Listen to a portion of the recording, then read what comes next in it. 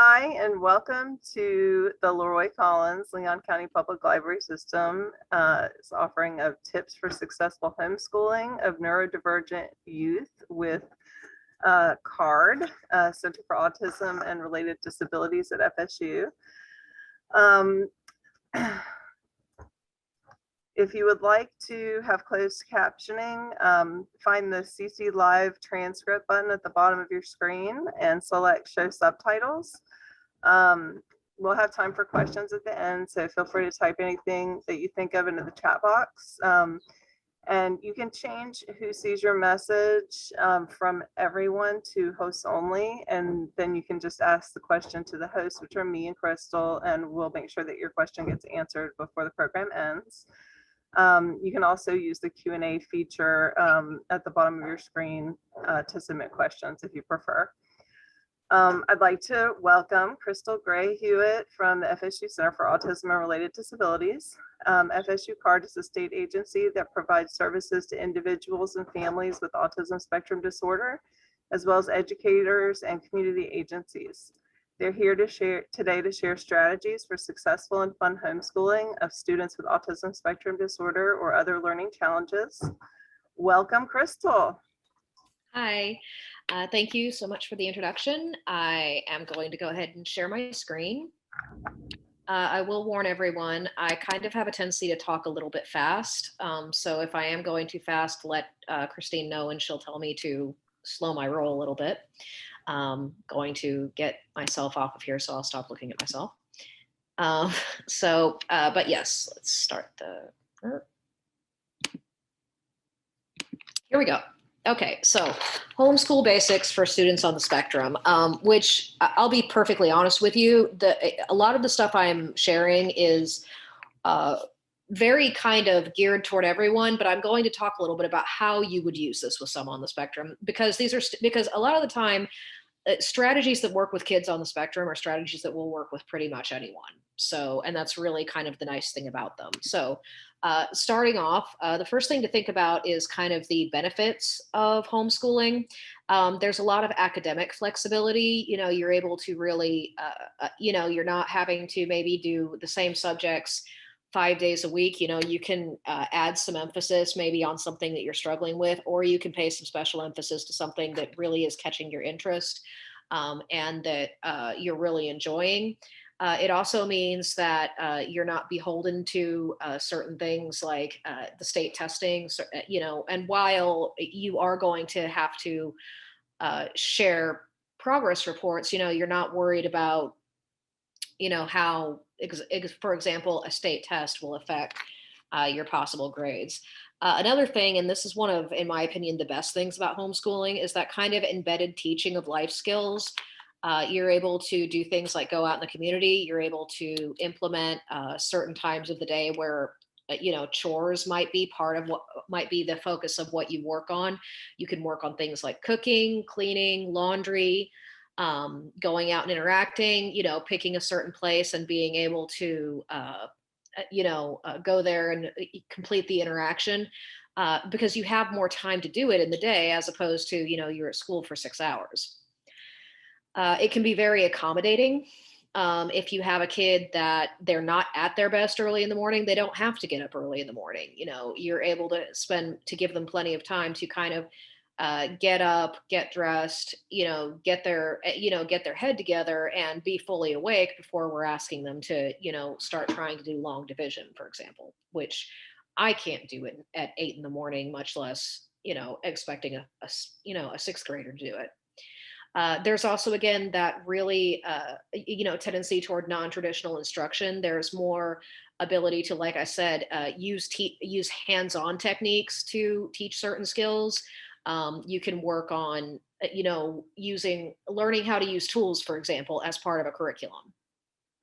And also the ability to pursue interests. That's a really important part of it. My son is homeschooled, and one of the things that he was able to do as a homeschooler was pursue his interest in golf because, being that he was, homeschooled, he's able to take golf lessons once a week rather than have to be at school where he's not going to have the time to get that instruction. And as a result, he's made a lot of progress in that area. And it's something that has been great for him from a self-esteem viewpoint, from just the perspective of he likes it and he enjoys doing it, and having that interaction with his coach each week is really important to him. Fewer distractions and fewer stressors. That part you kind of have to work for, though, because here's the thing, though, while there are probably fewer stressors, the fewer distractions part, you do really have to, though, make sure that they're not, you know, brushing through their work so they can go watch Disney Plus. There has to be kind of some scheduling and some being very explicit about what the expectations are before they can go do the cool stuff that they can do because they're at the house. And community involvement. A lot of people who are homeschooled are able to do things like volunteer. They can, they are able to volunteer various places in the community. They can go places in the community like the library or the park, or other places where they are interacting with their environment as opposed to just being in school all day. So I usually like to always start everything with reading and writing, and because that's really a lot of the time, the most core thing that we're going to be working on as as parent teachers. So these are some ideas and these are tips that are specifically pointed at people with autism in terms of helping them develop literacy. But a few things we do want to consider, as ways we can really kind of foster these reading skills. Some things to think about: reading along with audiobooks really works really well. It gives another modality for comprehension. It makes it visual and auditory. They're getting kind of a double sensory stimuli thing there. Plus, it builds fluency. I can't speak for everyone, but there are a ton of words that I can tell you what they mean, but I have not the slightest clue how to pronounce them because I've never heard them said out loud. And if you're, reading along with an audiobook, a lot of the time you're able to hear correct pronunciations of difficult words. You can set a reading goal for each day. And we're going to talk a lot about visuals in this presentation, but using visuals to illustrate the progress and or the completion of the goal means that child knows exactly where they're at and what's expected of them. And that is really important with students on the spectrum. And don't ask the child to read super fast. We want to build accuracy and not speed, and those are not the same thing. If anything, one thing that I've run into with my own son, who is a very fluent reader, but he will try to read too fast. And I'm like, dude, I can't understand what you're saying. Back it down some. So, that's something to, kind of keep an eye on is, fluency and accuracy. Accuracy is more important than, speed. So good teaching, when we're thinking about it, includes three things: modeling, which is us doing it with them. There is nothing more important in this world than reading with your child; guided practice, which is letting them do it and kind of helping them along the way. And again, that's a really great time to pull out the audiobooks; and independent practice, where they're doing it on their own and they just come find you if they need some help. The three things we do want to think about are that there are kind of three stages of reading, and we need to make sure that as homeschooling parents, we have to be thinking about where our kid is in this. There's emergent, conventional, and skilled. And, with emergent, you have those pre-reading behaviors. They can recognize words based on the visual features rather than the sounds, like they can see the letter and also alphabet and phonological awareness, knowing that A means ah or A. Print concepts, like being able to recognize their own name in print, which that one comes up pretty early. I have an 18-month-old niece, and she can see the word she can't read, but if she sees her name written Ivy, she can figure out Ivy, that particular set of symbols means her name. And that's also when your oral language ability develops. They're developing vocabulary. Conventional is when they are learning how to read and draw meaning from text, even if it's unfamiliar, if it's new to them, and also able to decode unfamiliar words, able to look at a word and figure out how it's pronounced. This comes around second grade. And that said, if there is a break in word reading ability, this is where we start to see the breakdown in comprehension. And reading comprehension can be really hard for kids on the spectrum for a variety of reasons, many of them having to do with the difficulty in perspective taking, difficulty dealing with language that, it says one thing, but it means another, things like metaphor and sarcasm and symbolism. Those are all really hard for people on the spectrum. Uh, but that initial thing around second grade, when we're starting to see the ability to recognize words, if we see that breakdown, that's where we're also going to start seeing a breakdown in comprehension, because if they can't read the word, they also can't tell you what the word means. And if they are having difficulty reading the word in a sentence, they're not able to use context to figure out the meaning of that word. And skilled is when word reading should not really interfere with comprehension anymore, at which point they can really kind of expend their energy on constructing meaning. And this is when they are able to use a lot of broad vocabulary. They're able to take what they already know and use it to apply to what they're currently reading, and take their own experiences and their own knowledge and apply it to what they are reading. And also, they're able to take application of reading strategies and start to be able to implement them independently without a teacher having to tell you to do it. And that kind of shows up around third grade. So, some good things to do with a homeschool student. Shared reading is one of the best ones that you can do.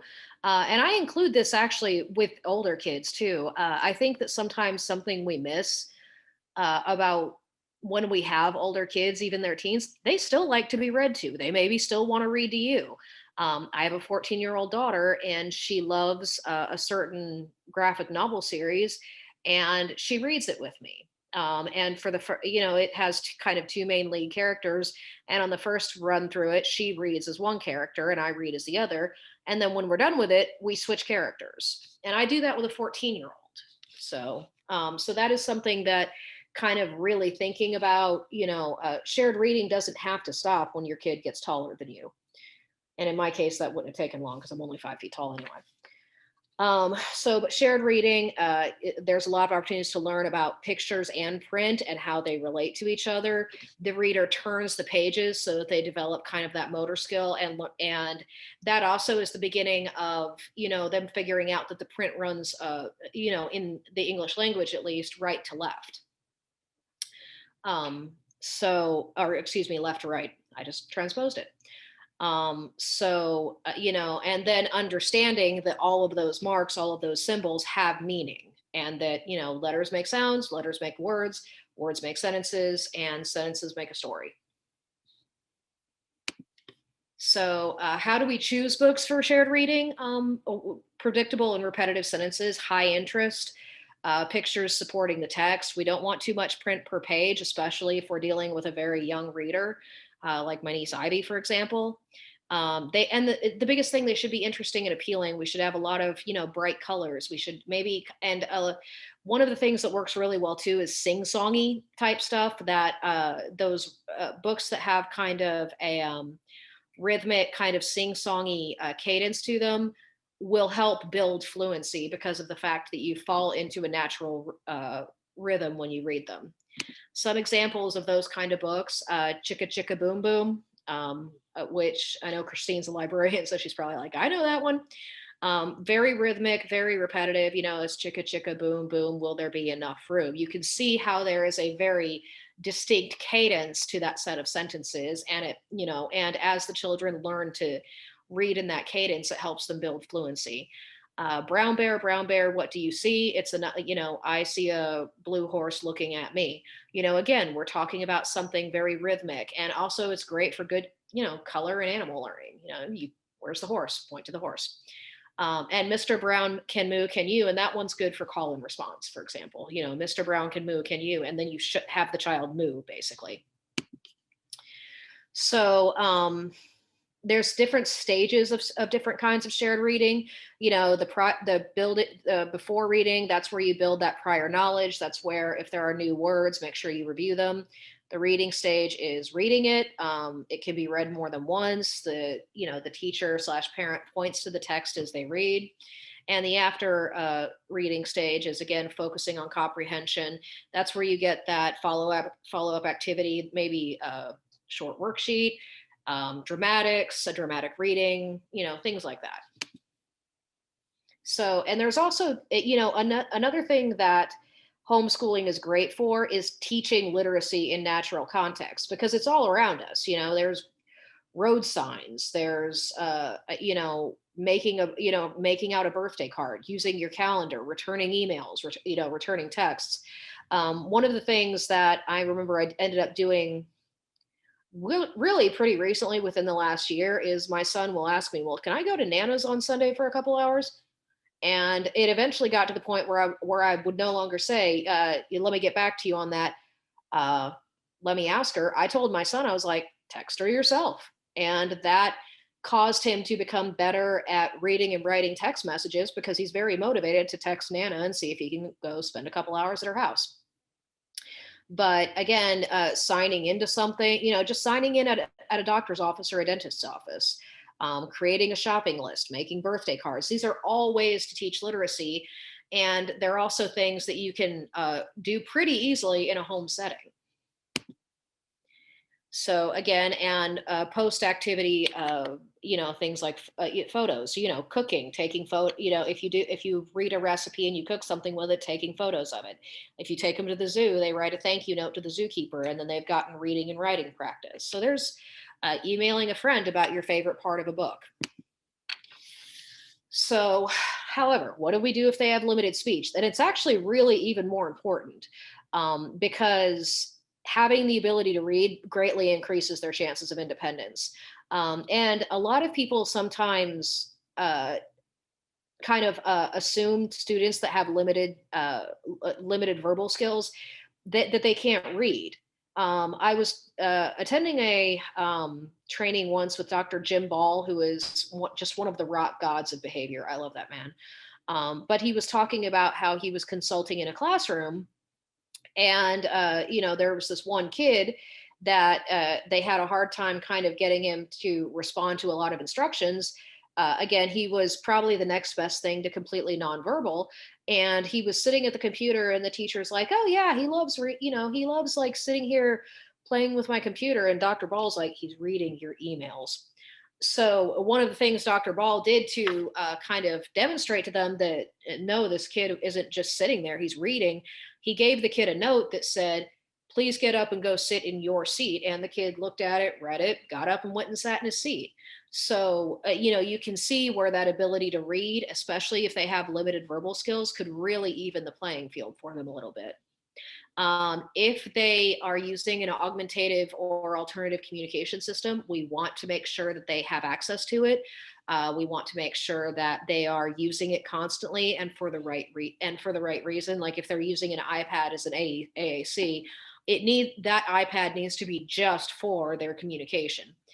If you put Angry Birds on it, they're going to play Angry Birds. They're not going to use it to communicate. So if you are using a device, it has to be dedicated to that one purpose. Even if that means you have to get a second device for them to have fun with. And you have to kind of take what you know about, other kids that might be typically developing or have more robust communication. And we have to kind of think about how responses are given and how can we give them and how can we accommodate that. It might be, pointing, it might be gesturing, it might be, reading and rereading so that they have practice using if they do speak and they read and reread, they get a lot of practice repeating that one thing, and it becomes something where they build that fluency. So graphic novels. This is one of my pet topics because I love them and my daughter loves them, and we're constantly talking about what we're reading. And they are really, really great to use with kids on the spectrum. They usually are going to involve comic book characters, which they're very interested in that character already. Highly visual. The reader does not have to try to figure out in their own head who's talking, which is really important if they have trouble with perspective taking. The thought and the speech bubbles are right there. If Peter Parker is talking, you see a little bubble above Peter Parker's head that says he's talking. And facial expressions. Instead of trying to figure out from reading the book, especially if you have trouble, again, kind of understanding facial expression, you're able to see it and kind of interpret why is that person making that expression. And they can then also use the context of the situation they're in to know why they would have that expression. Why would they be experiencing that emotion? So that's really effective. So for example, things you could do, again, this is a really kind of great idea when it comes to homeschooling. You take a Miles Morales Spider-Man comic book or graphic novel, you compare it with watching Spider-Man Into the Spider-Verse, which is an amazing movie and is really fun, and the kid will probably enjoy it. And you write a paper comparing them. And, what I liked, what was the same, what was different. If there was anything I didn't like, this is what I would have changed. Or, and this is really fun too, have them write their own Miles Morales comic. Fan fiction is fun. Fan fiction is a great way to practice writing skills. Also, a nice thing about graphic novels, the classics are out there. There are graphic novels, as you can see, for A Wrinkle in Time, Frankenstein, Anne of Green Gables, Sherlock Holmes, you name it, it's out there. PowerPoint books, again, a really good option for working with kids on the spectrum. You can make your own, or you can just go to tarheelreader.org and put in a search, and trust me, someone has made it. They're good for preschool, they're good for social stories, they're good for instructions. They are highly visual. They usually have big, beautiful photos to them. Really, really effective. Visual dictionaries are fantastic. This is another great use for a PowerPoint book, especially if you're working with your child on vocabulary. And you can use the visual dictionaries to go along with them. And again, we can also kind of cater to interests as well. Like in this case, you have the visual dictionary of everyday things where, look, shoe, teddy bear, camera, at least yeah, that's a camera. It doesn't look like a phone. Umbrella. Or, Star Wars. Star Wars is a great way to learn vocabulary. Word Legos. I loved these. When I found this, I thought this was a fantastic way of doing this, which is basically taking the Legos that are laying around, and they are because we've all stepped on them, getting a Sharpie and using the Legos, putting them together to make words. Kind of like a word block, for example. So really a fun way to do that. A fun way to kind of practice that skill. And especially if they have trouble with handwriting, doing that will help them learn how to make the word without necessarily having to spend so much time on the writing part of it. So, see if I can. This is just a video of the book, The Monster, at the end of this book. Try it. Sorry about this. Okay. Skip ads. There we go. And we're not going to go through the whole thing. I just want you to see what's out there. Oh, hello, everybody. Oh, what is this? The monster at the end of this book. And you can see how every Starring time lovable, Grover says something, it's furry, highlighting the word that he's saying. Grover. Oh, that is me.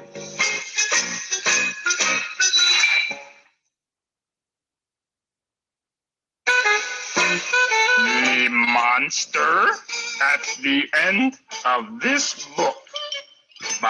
And that video is 6.5 minutes long, so we're not going to keep the party going. But it's probably my favorite book for small children of all time. I love that book. I will read it independently, but it's a really great opportunity for dialoguing with the reader or the listener. I like that video because, like I said, as Grover is reading the book, you see the words that he's saying highlight. So you're getting that connection between print and speech. And you're able to ask questions in terms of comprehension. Why is Grover scared? What color is he? What color is his nose? How does he feel when we turn the page? Because that's going to cause that kid to have to take perspective of why is he so scared? How does he try to stop us from turning the page? Again, paying attention to the actions of the character. So that's just a small, quick example of an activity you can do. So moving on, field trips. Field trips are really fun when it comes to homeschool students. And again, that's where that flexibility kicks in. We're able to kind of go out and do that hands-on learning as opposed to, sit in the classroom.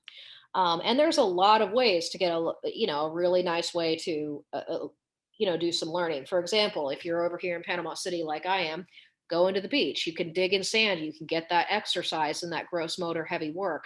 You can look for shells and sea glass. You can do swim lessons. That, again, that in itself is important, that kind of PE, but also that's about safety. That's about independence, being able to go to the beach, and doing a wildlife journal. You know, what kind of fish did I see? With the library, you have story time, you have gaming clubs, there are workshops, you've got books, lots of books. You've got interaction practice. One of the things that, you know, I do with my own kids is they have their own library card and they have to approach the librarian with their library card and complete the interaction if they want to get a book. Museums, you've got your history instruction, science instruction. You can do scavenger hunts, you know, find the following things in the museum. You can attend a tour so that somebody else is doing kind of the explanation of the history behind the artifacts that might be in that particular museum. Local plays and concerts, again, arts instruction, really, really important. Something that, in my opinion, and this is the band nerd in me talking, even though she's older now, arts instruction is so undervalued, in my opinion, and having that ability to expose a kid to different types of the arts is really, really important. And again, there's that interaction practice. They have to, you know, get out their ticket, stand in line, hand their ticket, be shown to their seat. All, you know, if they want to drink during the show, they have to, you know, they have to complete that interaction. So there's a lot of really good ways to work on interacting using that. And nature hiking, again, exercise, wildlife and plant journaling, birding, all really good ways to do, especially science instruction, but also work in some English language arts because you're writing down and, you know, cataloging what you find. So nonfiction, and this goes along with the field trip end of things, because people with ASD tend to have trouble with abstract concepts. Nonfiction writing tends to be very straightforward. It's great for learning skills. It's great for kind of planning field trips and gearing towards special interests, which helps with interest and appeal. So kind of moving on toward behavior and visuals, because if we are acting as our child's teacher, we're also going to be responsible for helping them regulate their behavior.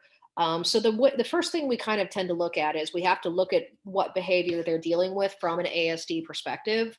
Why are they doing it? What might be distressing about the particular request that is being asked of them. And we also have to make sure that visual, environmental, social, and communication supports are in place.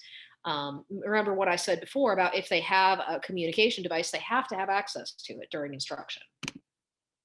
So these are some examples of environmental arrangement that will help kind of organize and structure an environment. You can see everything is labeled. Everything has its own little kind of spot and box that it has to go into. The equipment is easy to access and easy to find. So those are, that's how you kind of use environmental arrangement to maybe go ahead and organize how, you know, how we need to go ahead and, you know, move through a task. So visual supports are your best friend. Everybody uses them. If you don't believe me, take out your phone and look at your calendar. You just use a visual. They tell you what, they tell you when, a lot of the time they tell you how, they tell you where, they tell you who, they tell you pretty much everything you could possibly need to know. They make the day predictable. We know what's coming next. We know what to expect. They also allow for transitions to be managed smoothly because we know, again, we know what's coming next. We know we have an expectation that this thing over here will end and we will move on to the next thing.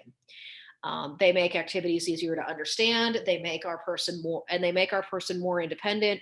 And also, if there's an unexpected change in a routine, they help explain it. So what type of schedule to use? Pretty much anything you want. You can use objects, you can use photographs. Do you want this one or this one? Colored line drawings, black and white line drawings. If they have decent reading skills, words. Word with picture. If you're going to use pictures or objects, you do like to kind of combine the two. So you can see here, this is a very basic visual object schedule of a day, a day, which is we're going to change our diaper, we're going to wash, we're going to eat some breakfast, and then we're going to have some music time. Very easy to understand.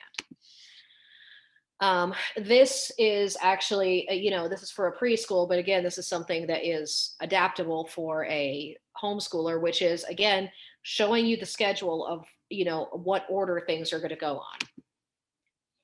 Very, again, visual schedule, circle time, center, snack time. And for those of you that are like, well, I don't have access to this, if your child is a card client, we can help you make visuals, and we do have access to these materials. Very easy thing right here, circle, jobs, snack, writing time, math, lunch. And also this one works really well too if you're in the process of teaching how to read an analog clock as opposed to a digital clock, because you can see this one uses an analog clock as its label. Knowing what to do during social play, it might be Legos, snack, and swings, or it might be, these are my options. Basic hand drawing schedule. This person has about the drawing skills I have, as you can see, and you cross through it as you're done. That way they know they're done. I don't know why that came up. This is a first then schedule. This is really good for young children. First we wash our hands, then we have our snack. First we use the toilet, then we go play. Especially if we're still in the toilet training end of things. So first then for readers, first we clean up our toys, then we go outside and play. So choices, they help a child communicate if they have limited communication, and we use a visual choice.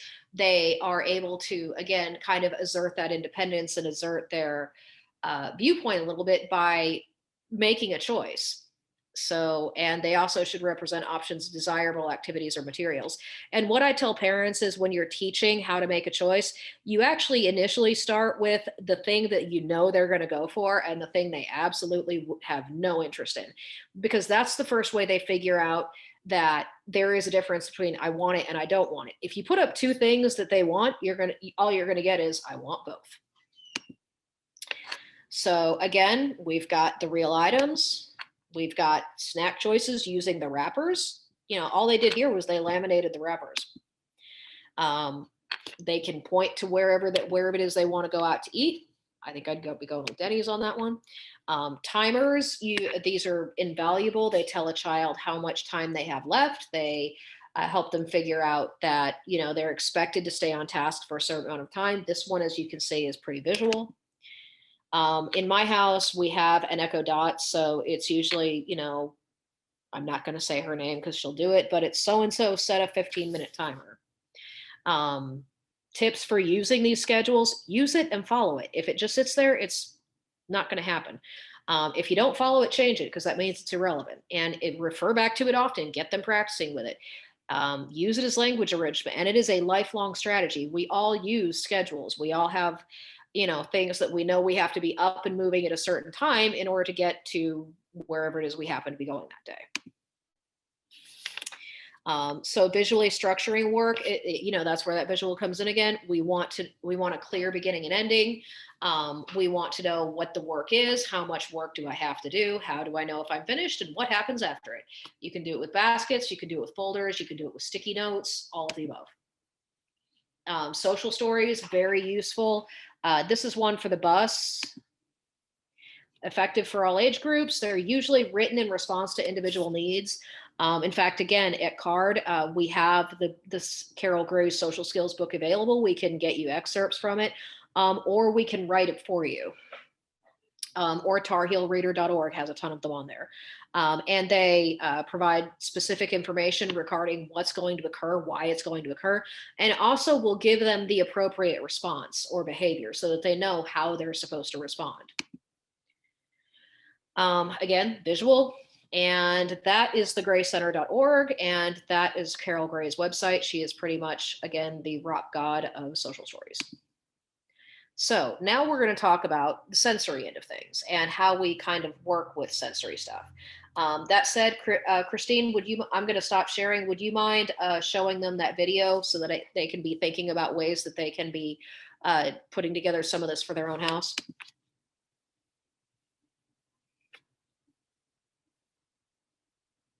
I'm going to show you some fabulous things that you can find from Dollar Tree to put inside a sensory bin. Hey you guys, this is Christina from the Purple Alphabet.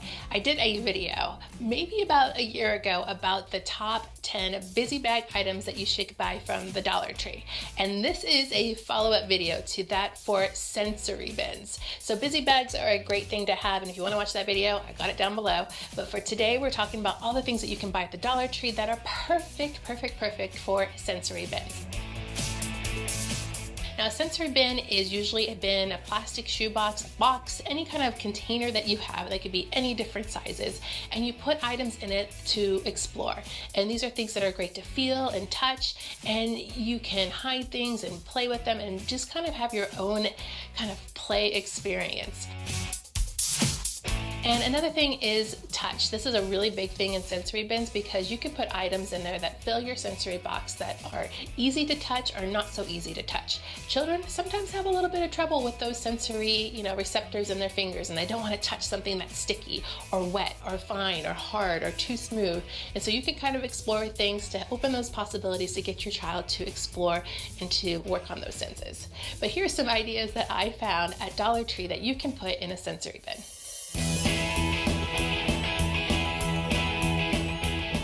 So walking around Dollar Tree looking for sensory bin items can be very overwhelming, but I've broken it down to 4 different categories. The first one is your container. There are so many containers that you can pick from at Dollar Tree, all different shapes and sizes, but look for one that's going to fit for you. Is it too big, too small? Dollar Tree does sell shoebox size boxes, which are just okay, but you can also find these cheaper at other stores. But I really like these dishpan bins because they have a really wide base and a nice big opening, and they're just the right size. If you can't find these containers, you can also use some alternatives like these Tupperware containers. They're a bit smaller, so if you have a smaller space and want to store them, they might be a great solution. They still will work. Once you've found your container, you now get to fill it up. I usually head over to the grocery section and look for rice.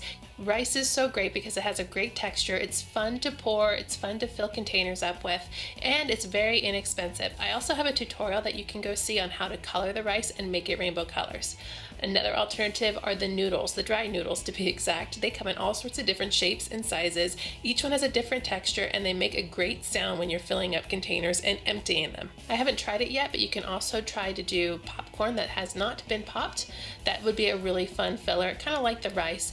And then also you might want to consider beans. I've done some kidney beans before, as long as they're clean, and they've held up very, very well. Once again, just think about the texture and the colors. If you want some non-food sensory bin fillers, head over to the craft section. They have some really soft pom-poms. You could fill up a whole bin with all these. They come in different colors. Even seasonally, they have a different selection of colors, so these are really great. Sometimes you can find these feathers, which are also a really great filler for sensory bins because they're light and soft as well. They're a good starter sensory bin item. If you look in the floral section, you can find bags of these little rocks. I usually use them for counters.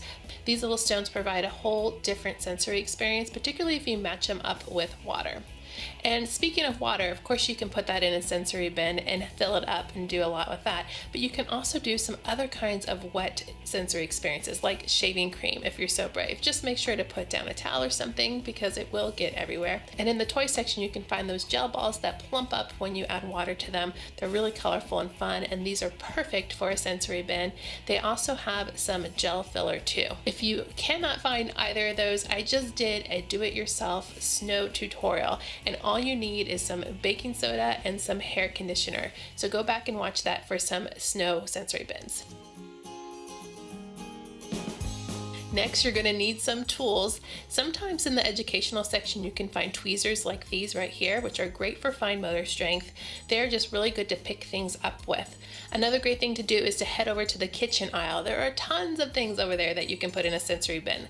These measuring cups are perfect for scooping and pouring and putting things in. Or you can try some funnels like this set right here that comes with 3. If you have rice or water, they will go really easily through these funnels. I did find these, I hadn't seen them before. They're a pack of 4 little bowls that you can scoop, and they have a little spout to pour. I thought these would be perfect, and you can't go wrong with that price. You get 4 bowls that are super colorful. If you decided to do a water sensory bin, you might want to see if they have these little syringes or the baster so you can squirt water out. Keep an eye out for these containers too. They're made out of silicone and they come in fun shapes and colors, and they'd be fun to scoop and pour things into. And lastly, enhancements. Now, you don't have to have these, but it certainly makes it a lot more fun if you do. They're anything that you can play with. So little toys and trucks and cars that you can run through your snow or run through all of the items in your sensory bin. Make sure to use your own discretion as a parent as to which objects are appropriate for the age of your child. And sometimes even seasonally, you can find some really great things like these coins or this heart table scatter. As a bonus, you can even use some of these items in different educational activities.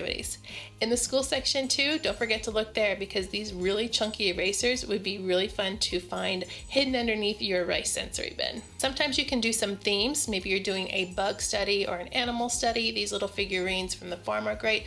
And they even have some great alphabet things, so you can put these in the sensory bin and pull them out and learn your ABCs. Have fun with your sensory bins and let me know what kinds of things you put in your Dollar Tree sensory bins in the comments, because your ideas are what inspire me to do some really fabulous videos. So as you can see, she is a homeschool mom who has kind of put together some really beautiful videos about how to do homeschooling, and especially from a sensory instruction end of things. So some of the things we tend to think about, especially when we're thinking about instruction and how to deal with sensory integration during instruction, she went into a lot of ways in which you can use, a bin to do some instruction. Things that we may need to think about in terms of something like sound, using earplugs, teaching how to cover the ears, recording a sound and having them listen to it at a low volume, and then gradually increasing the volume with the child having the control, because that's going to help them learn a little bit about how to regulate when there are sounds that they object to happening. There's the video. So thinking about different things that we can do as a homeschool parent that will be really nice for sensory instruction, which is so important for kids with ASD, because usually this is an area where they experience a lot of dysregulation, and helping, first off, we're going to help them from a motor standpoint, both gross and fine, by helping with this end of things. But we're also going to be able to do some really nice instruction. So something like a sand table, for example, there's opportunity to teach opposite concepts, in and out, here and there, full and empty. Hand-eye coordination, seeing something and getting their hand on it and getting it to move. Digging for hidden objects, which causes them to have to do some motor skill type stuff. Action and animal figures, construction equipment. Water play, that's where you can bring those household tasks in by having them do the toy dishes in soapy water all the way up to the elbows, so that they're getting a lot of that really nice sensory stimulation all the way up the arm. Puddle day, taking those water shoes or those rain boots out on rainy days. We live in Florida, 3 p.m. every day. And taking them out to stomp in the puddles, throw objects in, filling the water cans, watering the garden plants. Even with my own kids, I used to have a really hard time getting them to water my plants, because again, it's a chore and we don't want to do it. We don't have to fill everything. And what happened with me was I eventually got a hose and got a sprayer attachment to it. And then all of a sudden my kids are fighting over who gets to go water the plants, because now it's a water gun, basically. Finger painting, again, really important for a learning perspective, but a lot of kids with sensory difficulties, which many kids with autism have, are going to be resistant to it. However, there is a workaround, gloves. So they get the motor benefits, they get the pointing and the getting their hand all in there without having to touch anything wet or sticky. You can also play around with shaving cream as paint, which actually is kind of nice because it cleans up whatever surface that they happen to be using it on. Rolling, you do want to watch kids that have sensory issues. We want to watch for the signs of kind of sensory overload or disorientation. And if you see them, stop, quit, don't do it anymore. But they can roll on grass, they can go up and down hills, they can roll on a carpet, in a blanket, like a caterpillar. Lots of really good ways to use rolling to really help them develop muscles, help them do heavy work, help them develop a sense of where they are in space, helping them with kind of that vestibular end of things. So heavy work, all that is, that's just large muscle groups. This is what this is a lot of time what we're doing when we go to the gym, basically, when we lift weights. It's just using muscles, large muscle groups to move against resistance. And this also sends some nice signals to the brain. It improves muscle tone, which can be a real challenge with people with autism, as they sometimes tend to be kind of low tone. And again, really nice ways to do this around the house. You know, it might be carrying or dragging the laundry basket over, moving the clothes from the laundry basket to the washer dryer, digging in dirt, shovel or trowel, pulling a wagon, pushing a wheelbarrow, vacuuming, sweeping with a broom. All those things that we're going to have them doing around the house are also really good ways from a homeschool perspective to help them develop physically a little bit. Oral motor activities that we can do, drinking liquids of various thickness, experimenting with bendy straws and cocktail straws, like the little thin ones, using straws to blow like cotton balls or ping pong balls against a flat surface. You can have little races. You can use whistles, party blowers, kazoos. That can get a little noisy, so just proceed with caution. Bubbles, great way to do things. They can use alternating hands so that they can cross the midline. They can use tools to pop the bubbles, fly swatters, pool noodles, if you're my kids, lightsabers. Cookie cutters can make shaped bubbles, and then wet the child's hands if they're okay with it so they can hold the bubble and move it back and forth. If they are showing signs that they have trouble sitting, a lot of kids with autism and sensory processing can have difficulty with sitting on the floor or sitting on on certain kinds of chairs. So, you know, you might think of a specific chair that has a lot of back support to it, textured booster pillow, yoga mats, blankets. And we even do that as adults. You know, if you catch me doing yoga, which I do sometimes, there's usually a blanket folded up under my behind because sitting on the floor is uncomfortable. This is another thing that are really good to have around the house. These are also good for keeping in the car. And when we think about sensory kits, we want to think about why we're using that sensory kit and plan it accordingly. So for example, if we're talking about calming and coping, that might be a soft pillow, music and headphones with music in it they like. We had a couple of years back, we had a young man with autism who was in the process of doing his Eagle Scout project. And what he did, because it was something that really helped him calm and focus, he made weighted lap pads and gave them 2 card, and we gave them out to clients who requested them. Basically, they were kind of a first come first serve type of deal. But that in a chewy necklace or bracelet, gum, a massager like the ones you find in Walmart that have like the little balls on the end of them where you can use them on your shoulder. Stuffed animal, favorite book. Those are the things that kids tend to find calming. For making them alert or more energized, it might be a non-scratchy like surgical brush, something that's kind of get the the stimulation going that kind of wakes them up a little bit, or a squishy ball or a handheld video game. That's a really good one with those kids that are kind of floppy and go kind of lethargic, especially if they're bored. And for focus or concentration, you have hand fidgets, tactile toys, video games, magnetic letters, those Legos, jigsaw puzzles. If you're me, it's crossword puzzles. And here's the thing, we always want to think about having these things available if we're going to homeschool, because again, we want to make sure that if we're going to homeschool our own child, they are able to be in their best learning headspace. And some of this might come in handy for that. So, and that is the end of the slideshow. It is now 6:23. Awesome. Does anyone have any questions? I see 3 things in the chat. Oh, okay. Hey, Crystal, thank you so much. That was really very informative. And what I put in the chat was just a link to the Dollar Tree sensory bin video that you shared. And also I wondered if you could share the link to the video about the monster at the end of this book, because we weren't able to see, I wasn't able to see the video when you were playing it. We could just hear it. Oh, I apologize. It's right here. Hold on just a sec. I'll put it in the chat. Just post that in the chat. That'd be very helpful. It's right there. Thank you so much. and want to see, we don't have any questions in the chat, and we don't have any questions in the Q&A either. So I don't know if anybody has any questions, but please do put them in the chat or the Q&A if you do. I'm going to go ahead and share a little bit of information from the library. And one thing is, we'd love it if you could fill out that survey that I posted there.